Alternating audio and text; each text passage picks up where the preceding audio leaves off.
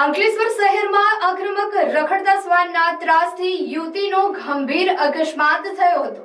અકસ્માતની આ સમગ્ર ઘટના સીસીટીવી કેમેરામાં કેદ થઈ જવા પામી છે. અંકલેશ્વરમાં રખડતા શ્વાનોનો ત્રાસ હવે વાહન ચાલકો માટે જીવલેણ સાબિત થઈ રહ્યો છે.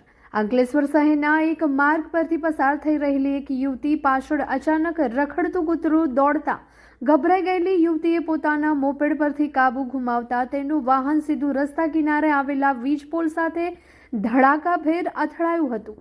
અકસ્માતમાં યુવતીને નાની મોટી ઈજાઓ, વાહનને ભારે નુકસાન થયું હતું. અકસ્માતની સમગ્ર ઘટના નજીકના સીસીટીવી કેમેરામાં કેદ થઈ જવા પામી હતી, જે સોશિયલ મીડિયા પર વાયરલ થતા સ્થાનિકોમાં ભય સાથે રોષ જોવા મળી રહ્યો હતો. અકસ્માતની ઘટના બાદ પાલિકાએ સરકારની ગાઈડલાઈન મુજબ ટેન્ડર પ્રક્રિયા હાથ ધરી રખડતા શ્વાનોને પકડવાની કામગીરી શરૂ કરવામાં આવનાર હોવાનું જાણવા મળે છે. જે ગત રોજ વિડીયો સામે આવ્યો છે કે એક્ટિવાની પાછળ કૂતરા દોડતા હતા ને લેડીઝનો જે એક્સિડન્ટ થયો છે એને માટે અમને સરકારથી નવી ગાઈડલાઈન આવી છે સુપ્રીમ કોર્ટની. તો 1 તારીખથી અમે જે આક્રમણ કૂતરા છે એને પકડવાનું કામ ચાલુ કરવામાં આવશે ને કૂતરાઓનું ખસીકરણનું કામ ચાલુ જ છે. હું કેતન ચોકસી, અહીંયા ગોયા બજારમાં મારી દુકાન છે.